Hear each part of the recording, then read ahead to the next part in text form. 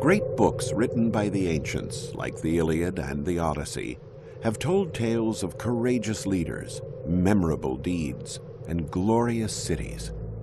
Grand civilizations, like those of the Greeks and the Romans which came later, were inspired by these early legendary stories. They recognized in the early heroes their own forefathers. But they would never see the once vibrant and dynamic cities of those tales. They had all been destroyed and abandoned, or fallen into millennial slumber. Cities such as Ebla, Troy, or Mycenae existed only in books. But guided by those books, adventurous archaeologists went out and found them, unearthing incredible historical testimony and inestimable treasures. Come with us as we visit these legendary and celebrated places and follow one man's dream as he uncovers civilizations of heroes.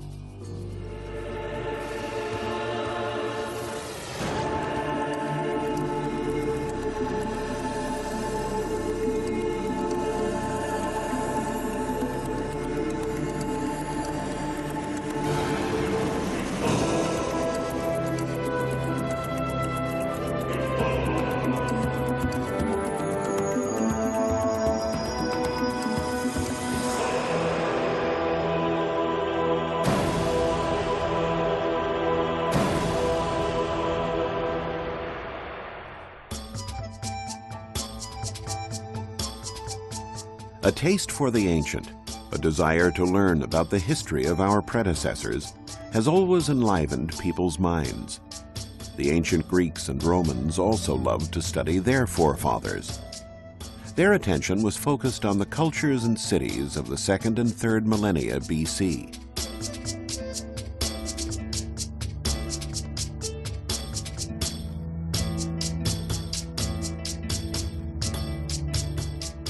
Among the ancient civilizations of interest to Greek and Roman historians were the Egyptians along the Nile, the Assyrians and Babylonians on the Tigris and Euphrates, and the pre-Hellenic societies of Greece, the Minoans on the island of Crete, and the Mycenaeans in the Peloponnese, who inherited their power. The mystery and allure of Egypt was always a strong attraction. The age of the pharaohs had long faded by the 2nd century BC, but the traces of that glorious past were still to be found everywhere. Inscriptions carved into the columns of temples told of grand deeds.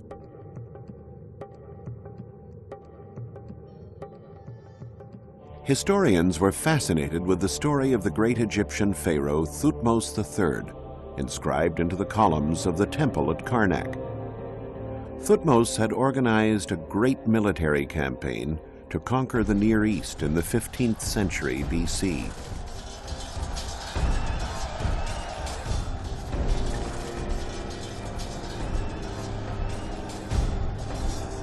When Thutmose reached those lands, however, he found that many of the very ancient Babylonian cities on the Tigris and the Euphrates had already been reduced to majestic ruins steeped in history. Of those ghost cities, one in particular has had an irresistible allure for historians: Ebla. Ebla was a legendary Assyrian city north of the Euphrates, and the capital of an important ancient kingdom. But the ensuing centuries buried the ruins in sand, erasing all traces of the settlement from human memory. Apart from the inscription at Karnak, all that had remained of Ebla was a citation in the Bible.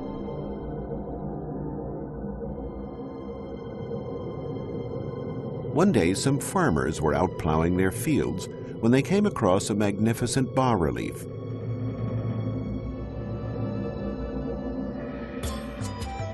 The news attracted an Italian archaeological team who unearthed pottery, elaborate utensils, and the torso of a statue bearing a votive inscription that clearly specified the name of the city.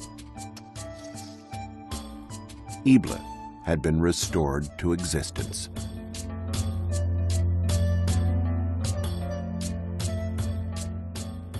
But the most sensational discovery came in 1975, when the Italian team unearthed 17,000 tablets bearing cuneiform text dating back to 2300 BC. Once translated, they were discovered to be commercial treaties and administrative and legal documents. Paradoxically, that immense treasure was preserved through the millennia thanks to a violent act of destruction. Around 2300 BC, the city was attacked and razed to the ground by King Sargon of Akkad.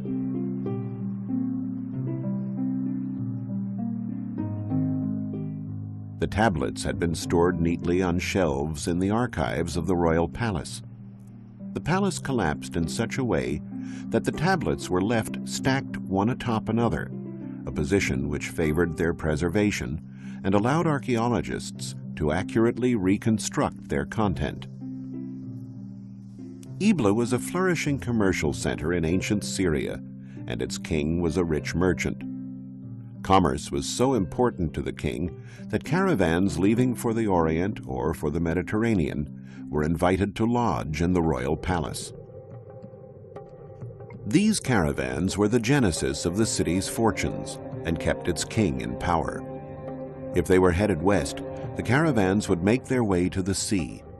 From there, ships would carry cargo to western lands and pick up trade goods for the return journey.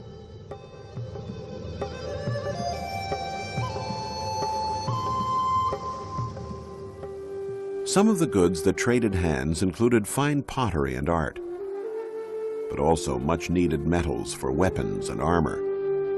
Sailing the Mediterranean at that time, however, was a great risk. Whoever had the biggest ship controlled the seas.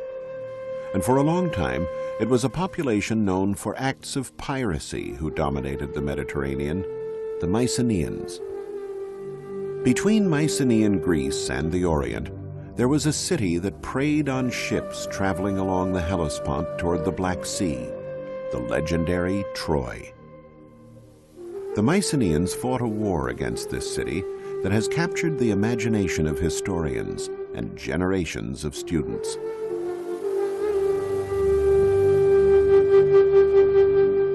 Troy, once known as Ilios or Ilion, was a flourishing Hellenistic city.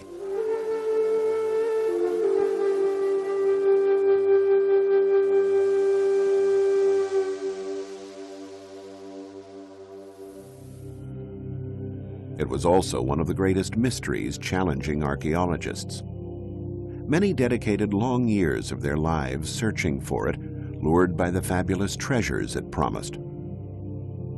But it was not easy to rouse the beautiful Helen, the brave Hector, or King Priam from their slumber. Troy, the city whose siege was described so eloquently in perhaps the world's most famous book, Homer's Iliad, could have been anywhere. In 1868, a dilettante German archaeologist, Heinrich Schliemann, decided to invest the money he had earned in the import-export business to pursue his lifelong dream, to discover the places where the heroes of his youth, the heroes of the Iliad, had fought. The Iliad was certainly not a scientific treatise. Before being committed to writing around the 5th century BC, it had been handed down through generations by way of oral tradition and referred to events that had happened hundreds of years earlier. Yet Schliemann decided to put his faith in the text. Many archaeologists were hunting for Troy, and they looked for it on this hill, known as Bunarbashi, in an area between the Turkish cities of Çanakkale and Izin. Schliemann, however, was not convinced by that location. He combed the Iliad in search of clues. Homer mentioned two rivers, the Scamander and the Simoentia. The battles among the Homeric heroes took place around a fortified citadel built on a natural rise. They may have been figments of the author's imagination, but Schliemann chose to believe them. This hill, Hisarlik, was quite similar to the Homeric description. It was here where Schliemann began digging, and in the end, It was here where he found Troy.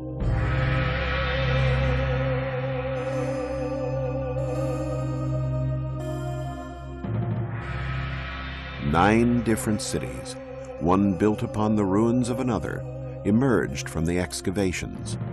From the second layer, Schliemann discovered amazing treasures, cups and vases, weapons, golden jewelry and buttons. He thought he had found the treasure of Priam. We now know that these jewels did not belong to the Trojan king of the Iliad.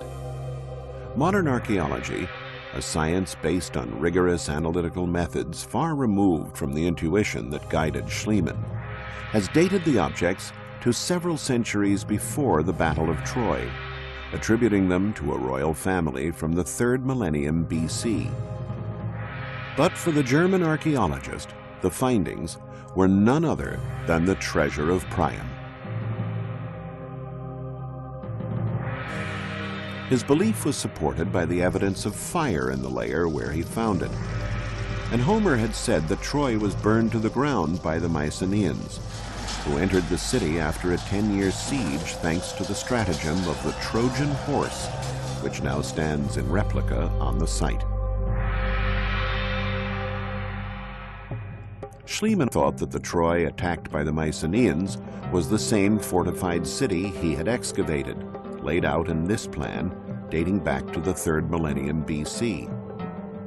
A city surrounded by walls barely 400 feet in diameter would hardly have stood up to 10 years of siege, nor been able to house Priam's court. According to recent studies by teams at the universities of Tübingen and Cincinnati, in the 2nd millennium BC, the era of the Mycenaeans' conflict, Troy was encircled by these much more extensive defensive walls, and probably grew even more toward the end of the 1st millennium BC.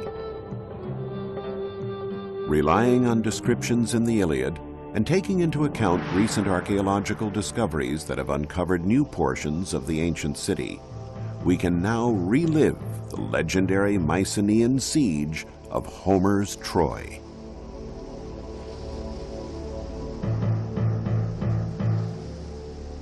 This is what the Mycenaean soldiers would have seen when they landed in force from the sea to challenge the city.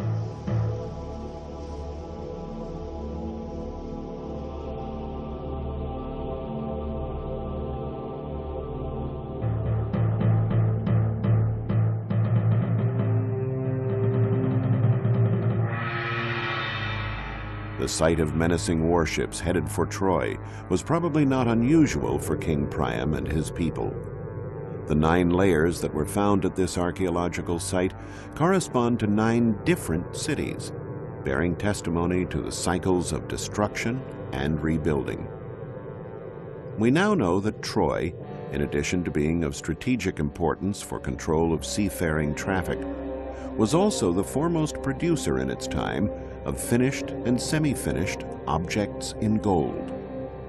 And so it is no surprise that it attracted the attentions of nearby populations.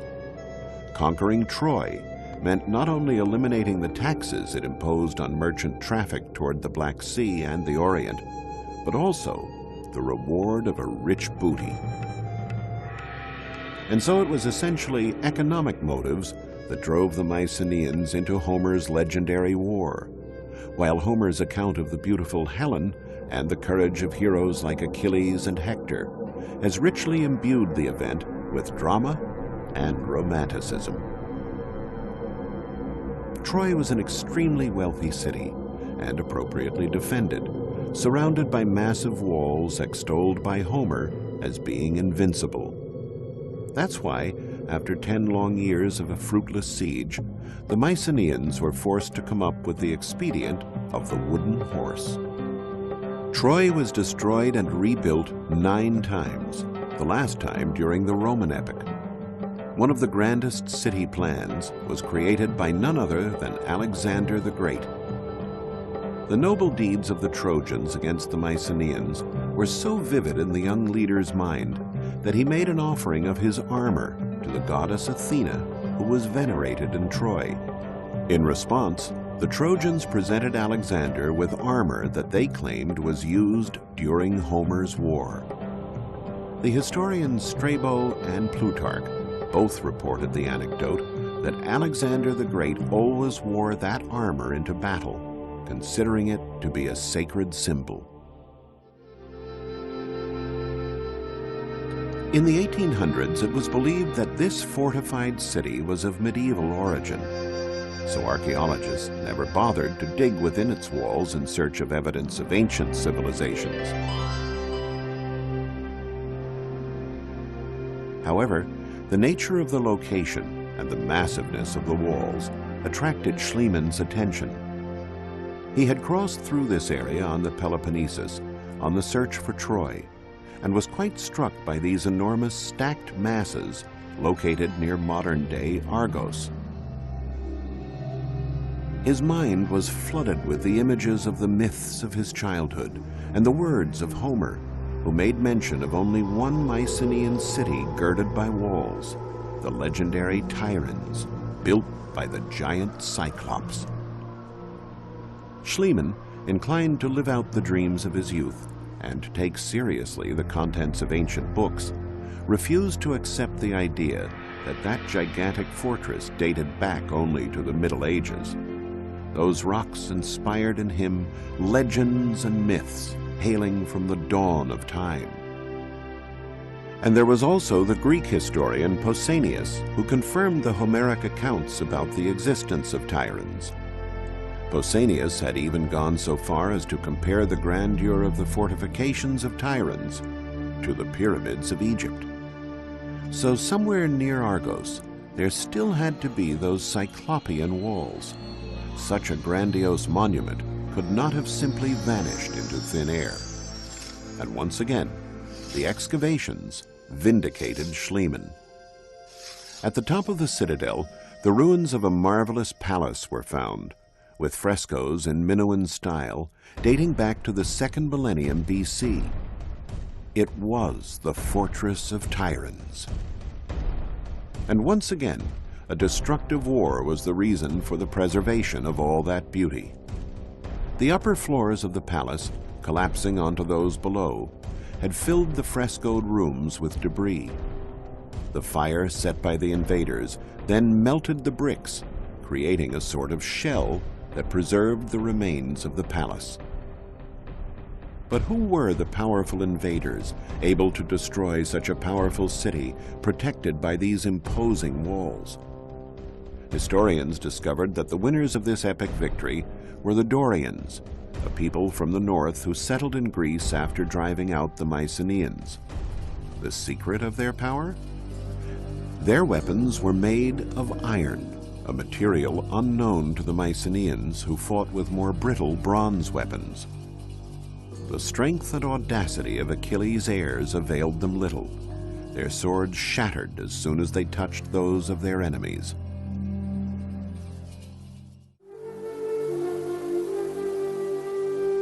One Mycenaean city stood out above all others, the city that gave its name to the great conquerors of Troy. It was called Mycenae, a city recorded by Homer as having an abundance of gold. Its monumental gate, overlooked by 2 lions, still inspires awe.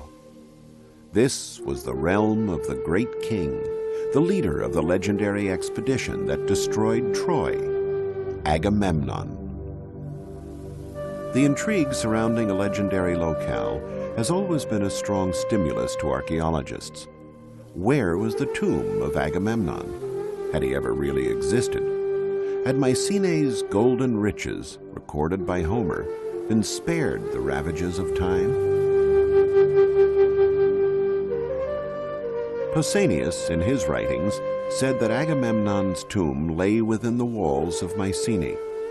But the city was surrounded by 2 sets of walls, an external one that protected the dwellings, and an internal one to protect the royal citadel.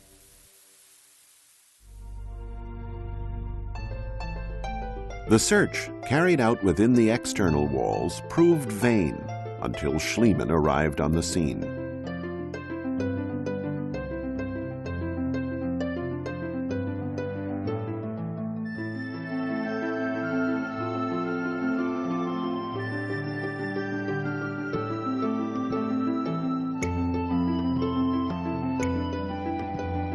The archaeologist sunk his shovel near the Lion Gate, inside the royal citadel. And he dug until the ground had yielded, from a number of tombs, the glittering metal immortalized by Homer, 33 pounds of gold. Among the treasures was a series of marvelous golden funerary masks. This was a privilege certainly reserved for kings. And in the features of the most beautiful mask of all, Schliemann claimed to recognize Agamemnon, the great king and military leader. Archaeologists have since discovered that those treasures date back to a period prior to Agamemnon. The excitement of that find was so great, however, that no one has since dared to rename this one-of-a-kind piece. The finely chiseled golden mask is still known to all as the Mask of Agamemnon.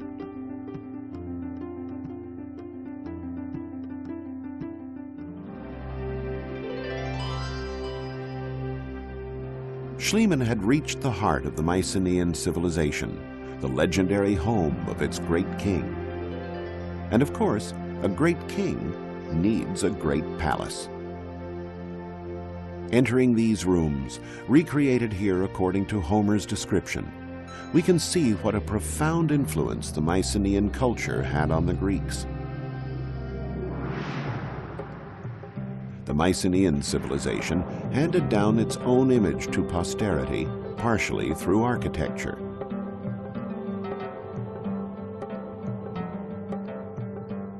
This room with the hearth in the center, called a megaron, the heart of the palace, became the model for the most typical of the Greek buildings, the temple. The king's house thus became the house of the gods. Mycenae was a city of which legends were made, as was Tiryns and the incomparable Troy. The legends and the mythic heroes that accompanied them would have remained only that, pure fiction, if not for modern-day heroes like Heinrich Schliemann, men who follow their passions, pursuing a knowledge of humanity that enriches us all. We lay bare the paths of civilizations of heroes that came before, for a better understanding of the possible hero who sleeps within us all.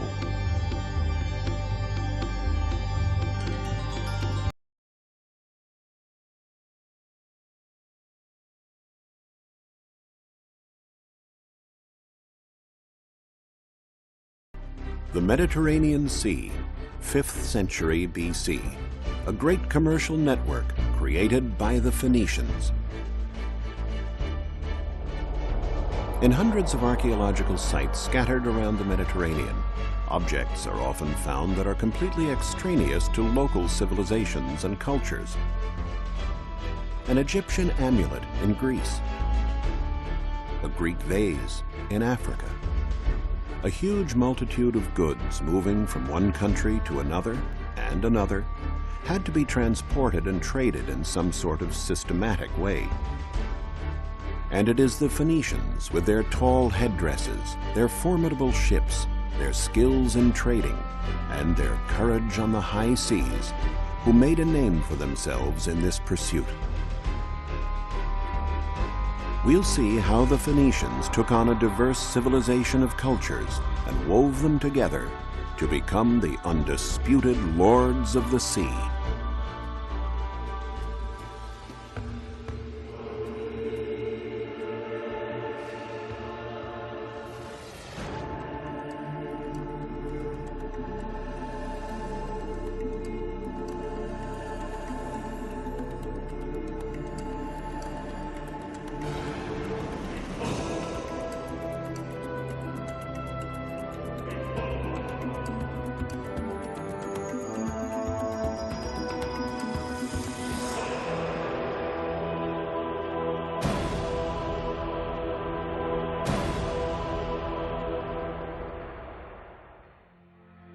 The Phoenicians originally came from what is modern-day Lebanon.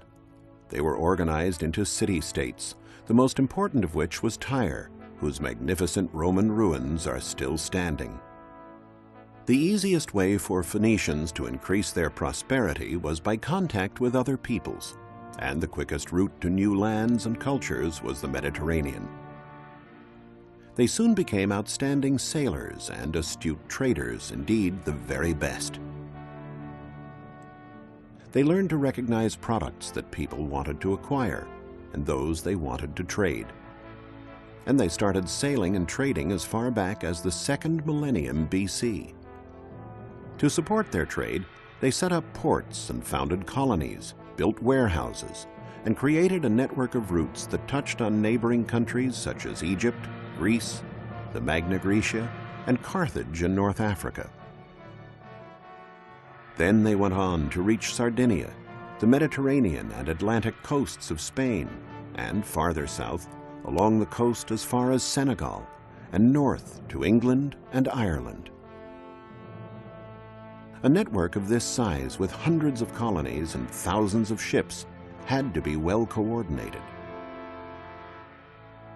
For years, scholars speculated as to how the Phoenicians were able to communicate with each other in those remote times, to organize warehouses and trade in such a variety of goods. It was the discovery of this sarcophagus of the Phoenician king Hiram, which dates back to the 13th century BC, that enabled archaeologists to understand the reasons for such great organizational skills. Engraved on the sarcophagus is the most ancient example of writing in alphabet form. It is composed of letters and not hieroglyphics. The Phoenicians were the first to invent an alphabet, a factor that proved indispensable in establishing their great trading network. We can get an idea of how extraordinary this innovation was from this comparison. On the right, we see 2 Egyptian hieroglyphics, and on the left, 2 letters from the Phoenician alphabet, an M and an H. By assembling these letters, the reader now didn't have to interpret a concept represented by a hieroglyphic or picture. He had a specific code that always remained the same and had the same meaning for whomever was reading it. The commanders of the Phoenician fleets had to have many skills.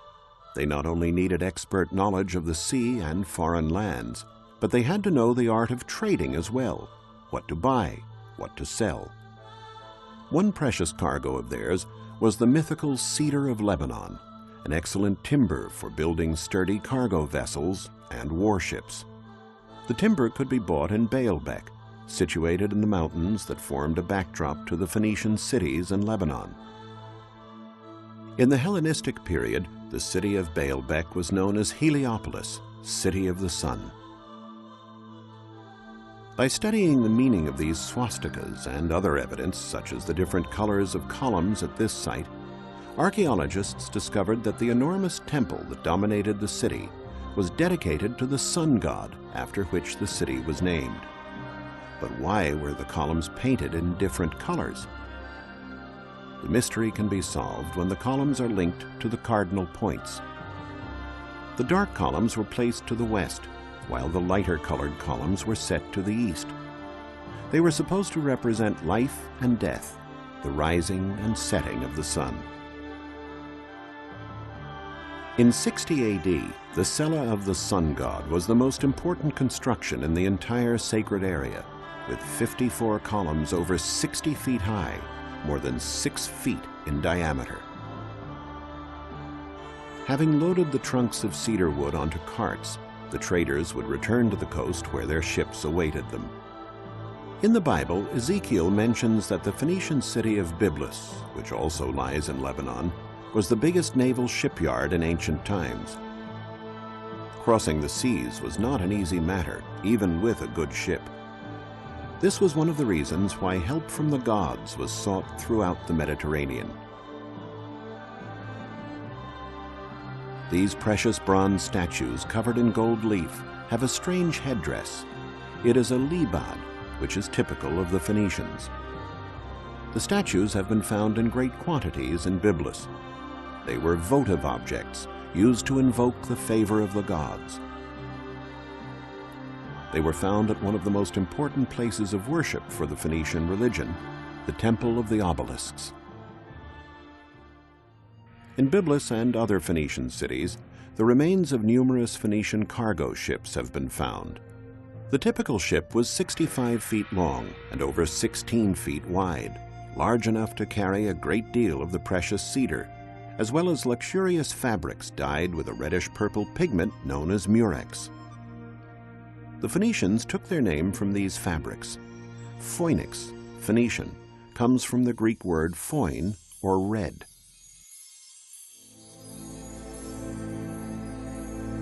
This precious cargo could have been exchanged in any port. But a wise fleet's commander might seek out a product that could be worth its weight in gold, a kouros. A kouros is an exemplary model of harmony and proportion in the male body. Many of these statues, dating from the Archaic period, were discovered on the island of Rhodes near Comoros. Excavations nearby unearthed these celebrated vases, which are known as the vases of Ficalura. This concentration of arts and craftsmanship on this island can be explained by the fact that Rhodes lay at the hub of important trading routes. To break up the long sea journeys, the ships sailed from island to island, and Rhodes was an obligatory port of call. Here is the dry dock, or cothon, of the colony, which has been preserved intact for millennia. Here the Greeks were offered the fabrics and cedar for their ships. In return, the Phoenicians were given exquisitely decorated pottery and objects from all over Greece, including beautiful Greek statues like this one, as well as bronzes produced in the Magna Graecia, which may have been ordered by a rich Phoenician resident in a distant colony. Statues like this ephebe in bronze, or the famous youth of Mothia, were found during excavations in the ancient Phoenician colony of Mothia in Sicily.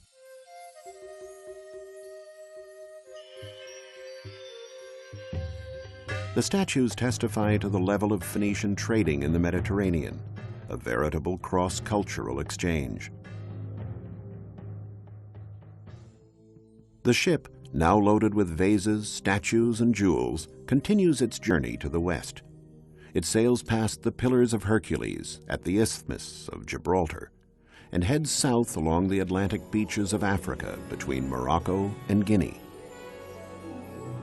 The Phoenicians were the only people brave enough to venture into the Atlantic. Ancient peoples were terrified of passing the Pillars of Hercules because they believed that beyond lay the end of the world. What was it that pushed the Phoenicians so far? The Greek historian Herodotus documented it in his writings. It was gold. The Phoenicians unload the merchandise and lay it out on the shore. Then they go back on board their ships and send up smoke. The locals see the smoke and place the gold that they are offering in exchange beside the merchandise. Then they withdraw. The Phoenicians descend from their ships and examine it. If they calculate that the quantity of gold corresponds to the value of their merchandise, they take it and leave. Otherwise, they go back to their ships and wait until they are satisfied. The African peoples were very taken with the showy Eastern goods and quite indifferent to the yellow metal that was found in such abundance there. This was the great bargain for the Phoenicians, leaving inexpensive pottery and jewelry and setting off again with gold. The ship would now head north. Excavations in England and Ireland have revealed that the Phoenicians reached even these far-off lands. Numerous finds have indicated that in exchange for pottery and jewelry, the northern peoples gave tin, a metal that was in great demand for producing bronze and the other alloys used by the Phoenicians and Greeks. Ireland was the most northerly landing point for Phoenician voyages, and having traded their goods, the sailors could now make the return journey. The trips always held the portent of danger. In the storms of the North Atlantic, the brave commanders would safeguard their ships and cargoes by tying themselves to the bow so that they could see more clearly and avoid the cliffs. It was from there that they gave instructions to the crew. If they were lucky enough to make it through, they would head south to the Phoenician colony of Cadiz. Here the Phoenicians bought iron and paid for it with gold. Then they traveled on to Majorca, and from there to the rich colonies of Sardinia.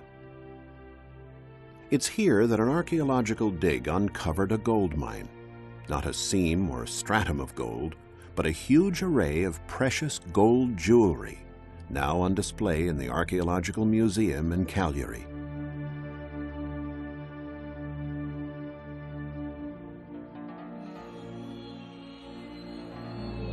Since Sardinia has never had gold deposits, the precious metal must have come from Africa on Phoenician ships.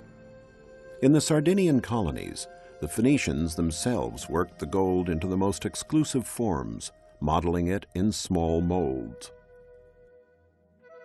Sardinia was the largest producer of Phoenician crafts, especially in the field of glassmaking. They made ointment jars to hold balms and perfumes, necklaces, and characteristic amulets. For centuries, it was believed the Phoenicians invented glass. While science no longer holds with this theory, they definitely were peerless masters in the field of glassmaking. For many years, archaeologists pondered the reason for the ambiguous smile on grinning masks like this one. They also didn't know the reason for the long arms on certain statues. Only after years of research did they find the answers. The masks were used to ward off evil spirits from the tombs. As for the statues, they were related to the more esoteric aspects of Phoenician medicine. They were offered to the gods to invoke a speedy recovery from illness. The affliction to be cured was in the exact spot touched by the hands, almost as if the sick person wanted to remind the gods what needed to be healed.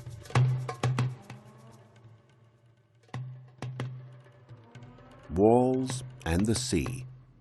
A combination like this generally implies that we are dealing with a Phoenician emporium or trading center. The archaeological site of Tharos in Sardinia may not have any large architectural structures still standing, but it is one of the most eloquent when it comes to ancient urban design.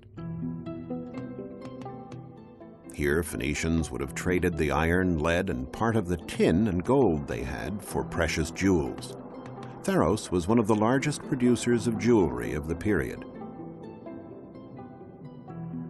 Among the many Phoenician remains here is a completely extraneous round construction called a nuraghe that was typical of the Pelites, the ancient inhabitants of Sardinia who were conquered by the Phoenicians.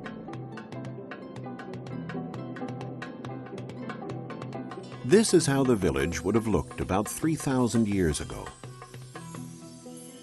The Nuragic civilization is very ancient, dating back to the 2nd millennium BC.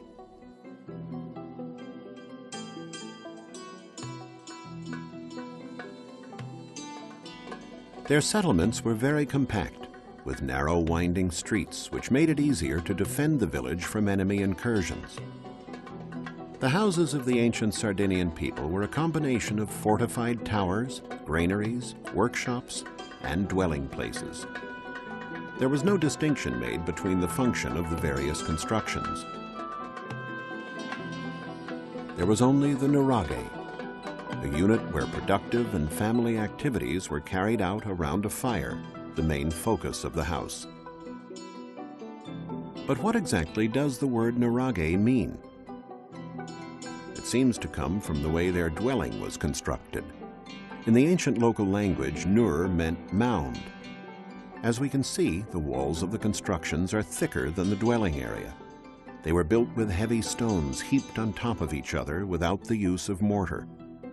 The constructions reached heights of more than 65 feet without using any lime, and they are indeed mound-like.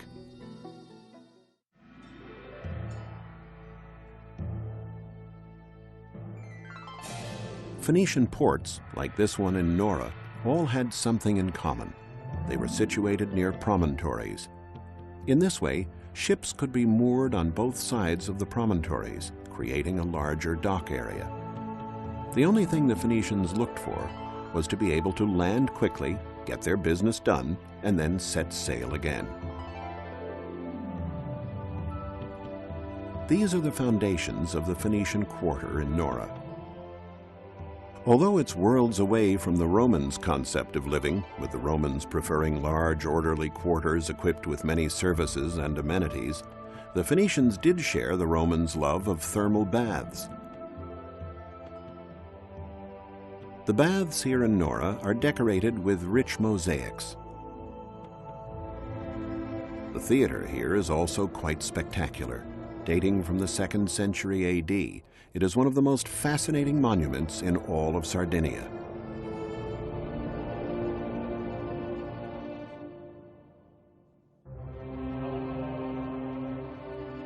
From this Spartan 5th century Phoenician port, the fleet would have set sail again, now laden down with even more jewels and precious objects.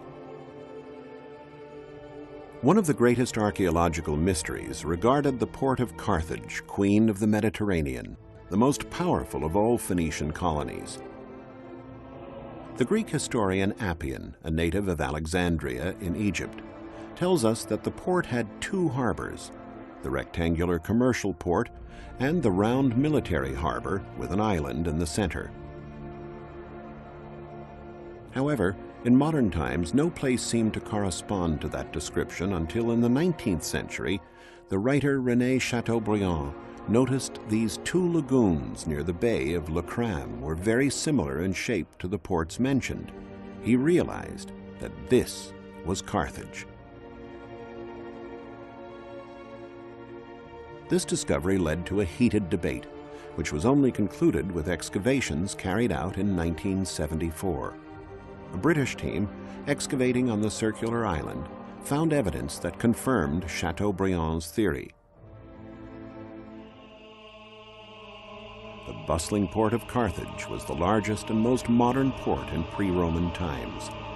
Warships would pass from the commercial port through a narrow passage to the military harbor. Merchant ships were forbidden to pass beyond this limit. The ship that is entering the port is a trireme with 3 tiers of rowers, though the Carthaginians also had quadriremes and quinquiremes, which can be compared to modern-day battleships. All the ships returning from war missions, by which Carthage dominated the Mediterranean and protected Phoenician trading routes, were moored in this port.